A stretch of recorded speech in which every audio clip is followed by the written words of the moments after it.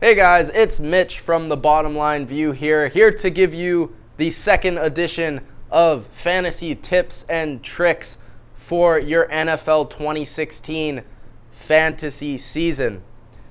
We're going to go with the running backs this time. You can check out episode 1. I talked about the quarterbacks.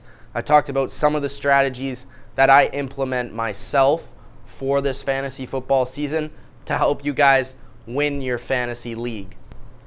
Number 1, Adrian Peterson. He's the best running back in real life. And I also feel like he's the guy that has the highest floor. And for running backs, I'll specifically be talking about floors and ceilings. Because ceilings are basically how good a player can potentially be, how much potential they have. And a floor is how their worst season would go down. Adrian Peterson is going to be the most consistent running back for you in fantasy football this season. I think he's the safest pick. So that being said, Adrian Peterson might not end up being the best running back overall. He probably won't.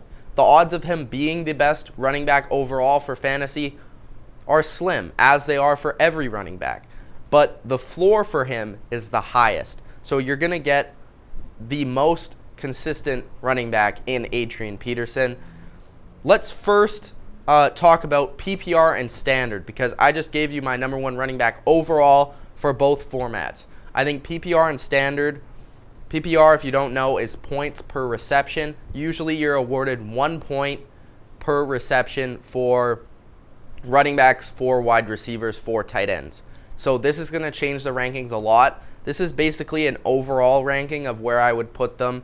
Kind of like overall in both formats. It's hard to really judge them from PPR and standard. Like, I'll let you know if a guy would be ranked higher in PPR or in standard or vice versa. But Adrian Peterson is the number 1 running back overall in 2016. In the top tier with Adrian Peterson is Mr. Todd Gurley, the Rams running back going into his second season. I feel like Gurley also has a high floor, but he has a much higher ceiling than Adrian Peterson. I feel like Todd Gurley is the next coming of, or the closest thing that we'll see to Adrian Peterson in the modern NFL in the next couple of years. He showed a ton of explosiveness last season. He's a very good guy at running the football, and he's going to rank higher in standard leagues for you. Plus, the Rams are going to really rely on his production on the ground this season. At number 3 and 4, who are both in the same tier, and I'm using tiers this year to tell you how to draft players. So Gurley and Peterson are in the same tier at the top 2. 3 and 4, I have David Johnson and Ezekiel Elliott. 2 guys with very high ceilings, but they might not have the same amount of floor value as Adrian Peterson or as Todd Gurley. So David Johnson, I feel like, could end up being the number 1 running back overall in both formats, in standard and in PPR. I think he has a lot of value in PPR with getting more catches than a guy like Peterson or a guy like Gurley, but I just feel like he won't be as consistent, or he might not be as safe of a bet as those 2 guys. Ezekiel Elliott is a guy in the perfect system. Now, he's never played a down in the NFL yet, but he was the first running back off the board, drafted 4th overall for the Cowboys. The Cowboys have the best offensive line in football. They have a complete offense. So this is a guy going into a good situation, going on a good team, that he could potentially have the DeMarco Murray numbers of a couple seasons ago. So he has a very high ceiling as well. At 5 and 6, I have Jamal Charles and Lamar Miller. And these guys kind of go back and forth. Jamal Charles is a guy that is more consistent, and he's proven it over his career. But Lamar Miller is a guy going into a great situation in Houston. In my opinion, Lamar Miller is going to break out this year. I think he's going to be one of the better running backs. That's why I have him at number 6. Because he's going into a situation where Arian Foster thrived before him. And if you look at Lamar Miller's numbers as a Dolphin, they were pretty damn good. Per attempt, per catch, he was amongst one of the best running backs in the league for the past couple of years. So if Lamar Miller's actual carries and actual attempts go up and actual catches go up, then you're only going to see more fantasy production from Lamar Miller. Le'Veon Bell, in my opinion, could have been the #1 fantasy running back in the NFL this season if he wasn't suspended. I think he is, because he's proven it over his career that per game he's the best running back in the league. He also provides value in that great Steelers offense of catching the ball, but also running the ball, putting up touchdowns. So Le'Veon Bell, if you get him at number 7, I feel like that's, or number 8, number 7, number 8, I feel like that's fair value for him, given that he's suspended for 4 games, so you're going to have to miss him for 4 games. You might want to consider drafting D'Angelo Williams later in the draft to fill him in, because both of those guys are must-starts every week that they play. You know that they're going to put up great production. Whoever's in the Steelers running back situation is going to put up good production because they rely on their running backs a lot in their offense. Number 8 and number 9, I have Mark Ingram and LeSean McCoy, 2 guys who I think will be asked to do a lot for their offense this year, and I both like their skill sets. Now, LeSean McCoy, this might be not his prime of his career, but he's still a really good running back. He still has all the tools, and Buffalo is going to hand him the ball a ton this year. Carlos Williams is suspended for 4 games at the start of the season, so that's going to even give more value to LeSean McCoy in this fantasy season.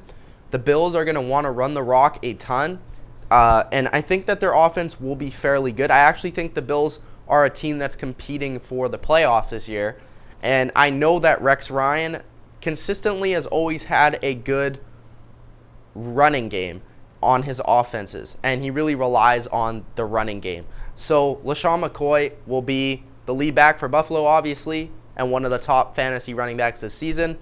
Mark Ingram is a guy who might be undervalued to a lot of people. If you look at his stats last year, he has been injured throughout his career. He has had injuries, but he's a guy that can do it all.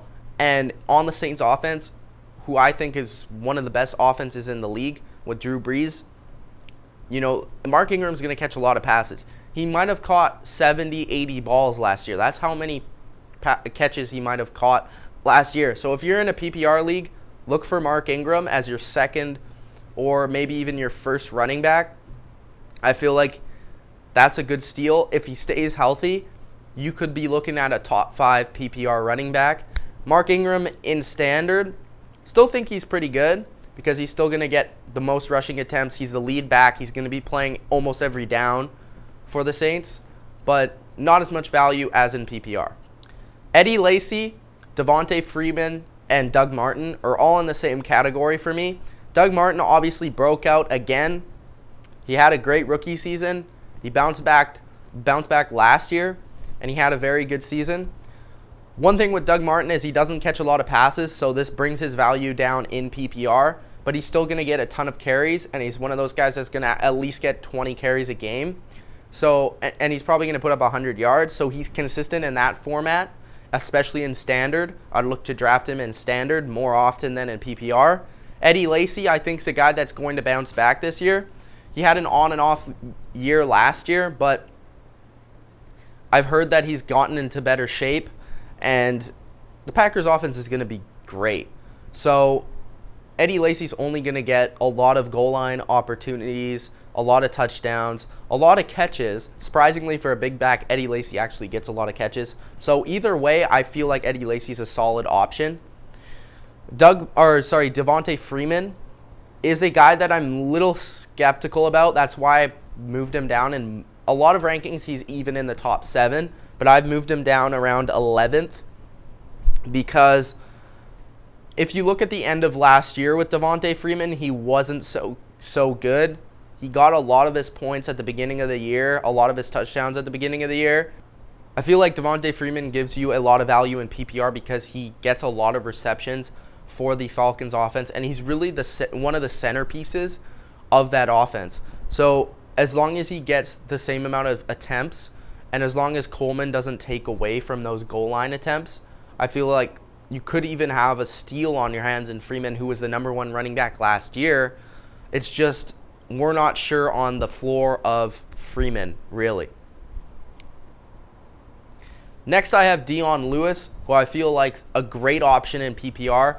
Once Tom Brady's back, and even when Jimmy Garoppolo is playing, Dion Lewis is going to get the same or better production. So there are guys like Edelman and Gronk who may suffer a little bit from Tom Brady missing, but Garoppolo with Dion Lewis, you can only factor in that the Patriots are going to run the ball more, and you can only factor in that they're going to pass to their backs more. So Dion Lewis is going to be a huge factor early in the season, especially when Jimmy Garoppolo is playing. I think that only gives him more value. And if you really look at the Patriots running back situation, as a Patriots fan myself, I know that they're not that high on LeGarrette Blount. LeGarrette Blount is a game plan specific running back. He's going to play against teams that have bad rushing defenses. But most of the time, they're going to rely on Tom Brady. And most of the time, that means Dion Lewis is going to be out there playing receiver, playing running back, doing whatever. And they love to move him around. They really love him. I've never seen Belichick really love a running back as much as Dion Lewis these last few years. So I think Dion Lewis is a great option, especially in PPR. 14, 15, 16, 17, I have Thomas Rawls, Latavius Murray, Carlos Hyde, and CJ Anderson. All those guys have a lot of upside, but they also have question marks.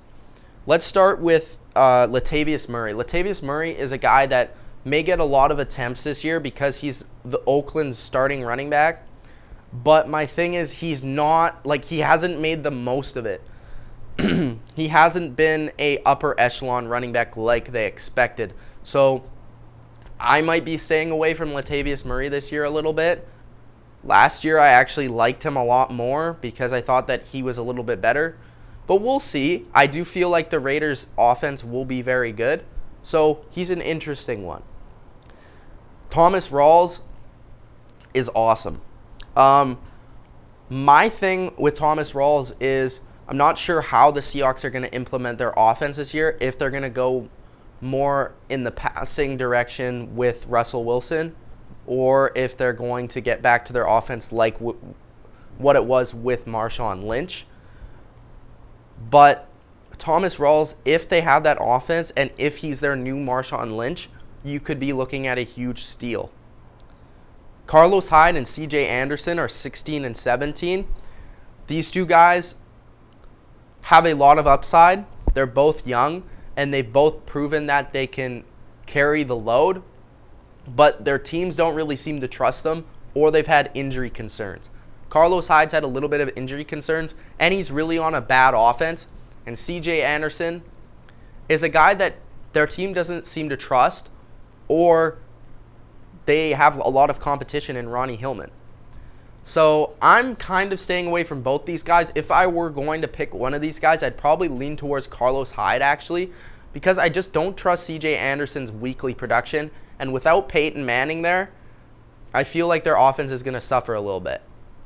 So I'd go with Carlos Hyde, who's their number one option on their offense and is going to get a lot of carry. For 18 and 19, I have Matt Forte and Ryan Matthews. Now, Matt Forte, I feel like, gives you a lot of production in terms of PPR. He's always been one of the best PPR running backs in the league ever since he entered it.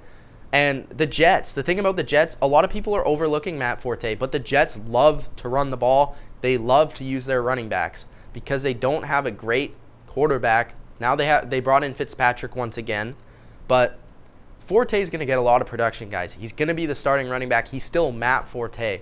Like, you're forgetting how good this guy has been.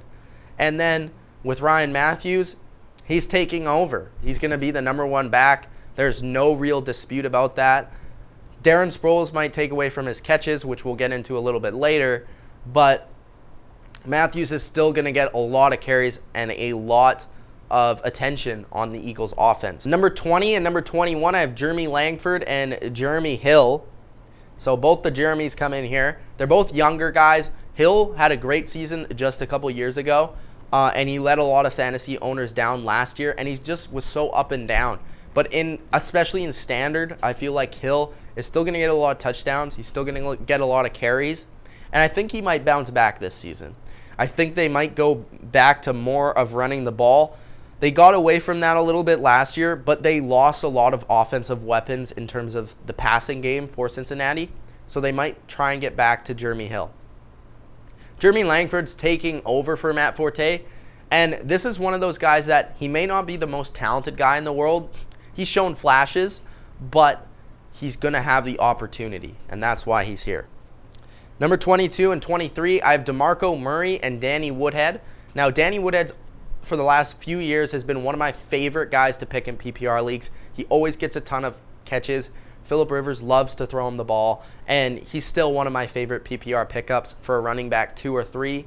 The guy is going to put up touchdowns and put up receptions. Phillip Rivers just loves throwing the ball, and the Chargers love using him in the passing game. And for DeMarco Murray, he's very intriguing because just a couple of seasons ago, DeMarco Murray was the best running back in fantasy football. This season, I feel like he could have a bit of a bounce back. Last year, he was in Philly, and he just didn't fit the system, guys. But in Tennessee, he's going to get a lot of attempts. I know that Derrick Henry's there, but DeMarco Murray's going to be the guy.